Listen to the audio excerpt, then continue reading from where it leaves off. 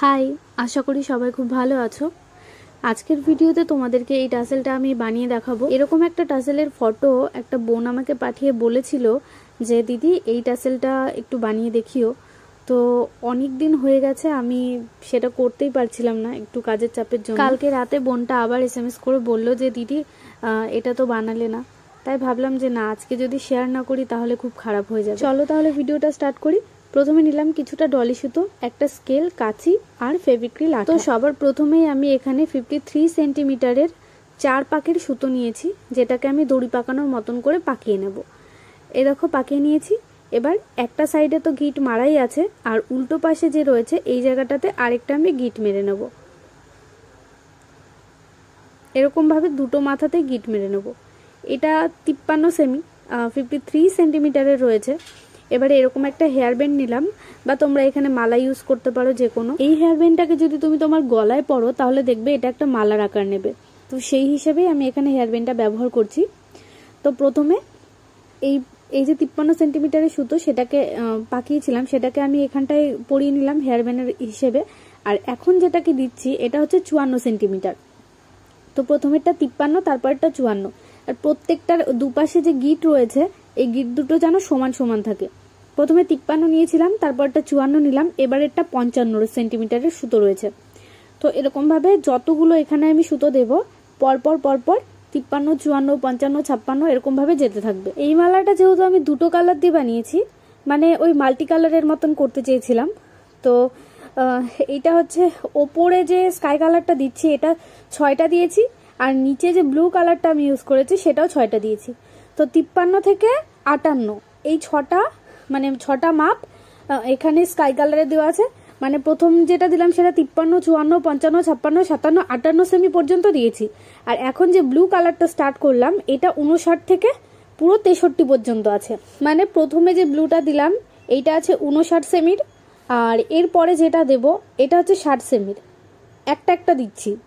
তারপর যেটা দেব সেটা 61 সেমির একটা দেব, 62 সেমির আবার একটা দেব, আর লাস্ট যে 63 সেমি সেটার দেব দুটো। মানে 63 সেমির এখানে আমি দুটো দড়ি পাকাবো লাস্ট। তো এরকম ভাবে দুটো কালারে 6টা 6টা করে টোটাল 12টা দড়ি এখানে আমি ব্যবহার করেছি। তোমরা যদি মনে করো যে এর থেকে আরো বেশি মোটা চাও মালাটা, তাহলে এখানকার প্রত্যেকটা মাপের দড়িকে দুবার দুবার করে করবে।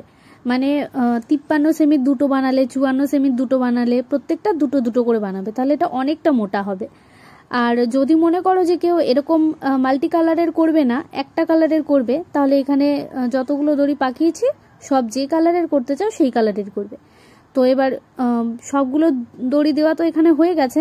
এবার ওই একটা সাইডে যে গিট মেরেছি তার থেকে ঠিক 2 সেমি নিচে আমি আরেকটা সুতো দিয়ে পুরো এই সুতোর গোছাটাকে গিট মেরে নিচ্ছি।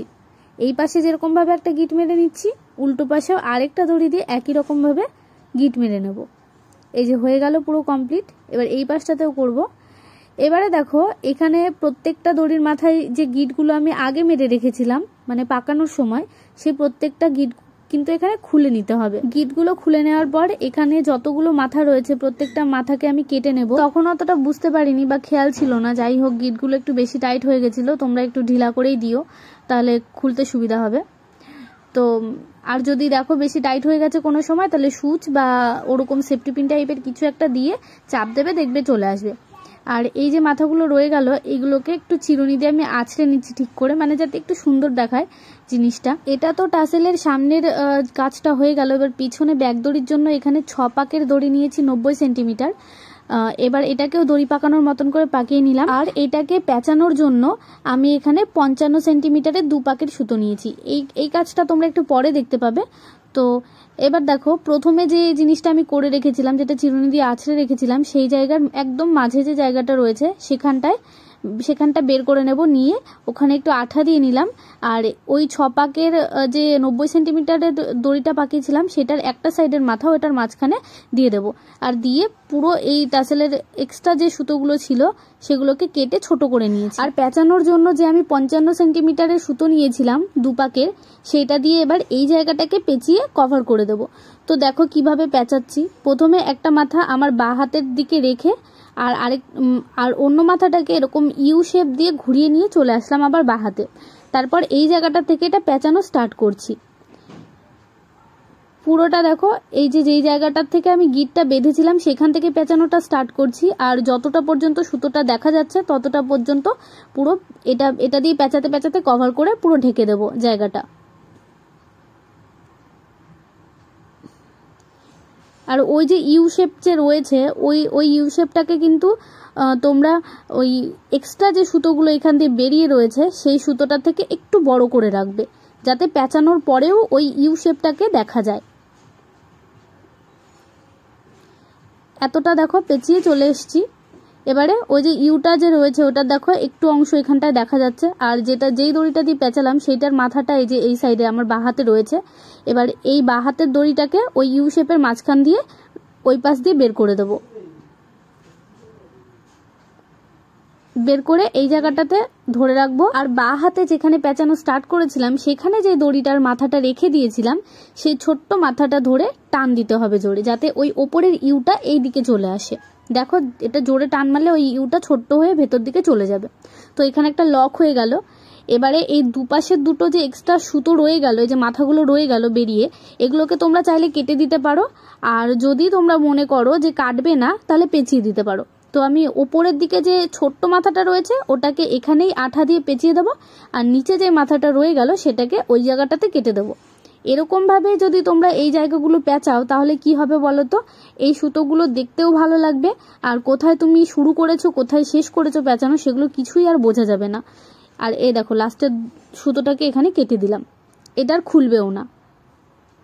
নর্মালি পেঁচালে পেঁচানো যায়, তবে এরকম ভাবে পেঁচালে আমার মনে হয় জিনিসটা দেখতে ভালো লাগে আর ভালোও হয় কাজটা। তো দুপাশে একই রকম ভাবে পেঁচিয়ে নিয়েছি। এবার মালাটাকে ওই সাইডে রেখে এই যে ব্যাক দড়িটা রয়েছে এইটার মধ্যে একটা লক বলতে একটা বিটস ভরে দেব, যাতে এই মালাটাকে ছোট বড় করা যায়। এখানে এই বিটস না থাকলে তোমরা কটন বল ইউজ করতে পারো, আর বিটসটা যাতে উল্টো দিক দিয়ে এবার পড়ে না যায় তার জন্য এই মাথায় একটা গিট মেরে নেব। আর গিট মেরে এক্সট্রা যে সুতোটা থাকবে ওটাকে কাঁচি দিয়ে কেটে সুন্দর করে চিরুনি দিয়ে আঁচড়ে নেব, যাতে দেখতে ভালো লাগে। ব্যাস আমাদের টাসেল এইভাবেই কমপ্লিট। তো এটাকে অনেক রকমভাবেই অনেকে সাজায়, মানে এই টাসেলটাকে কেউ আছে এই টাসেলের মধ্যে ছোট ছোট ক্লে দিয়ে ফুল বানিয়ে বানিয়ে লাগায়, আবার কেউ আছে এটার মধ্যে বিডস ব্যবহার করে। যদি বিডস ব্যবহার করতে হয় তাহলে যখন এই যে দড়িটাকে পাকালে তখনই বিডসগুলো ব্যবহার করে নেবে, কারণ পরে কিন্তু আর বিডস এটার মধ্যে লাগানো যাবে না। আজকের ভিডিওটা এখানেই শেষ করছি, দেখা হচ্ছে পরবর্তী কোনো ভিডিওতে। আর এই ভিডিওটা যদি তোমাদের ভালো লেগে থাকে তাহলে অবশ্যই একটা লাইক কমেন্ট আর শেয়ার করে দিও। টাটা।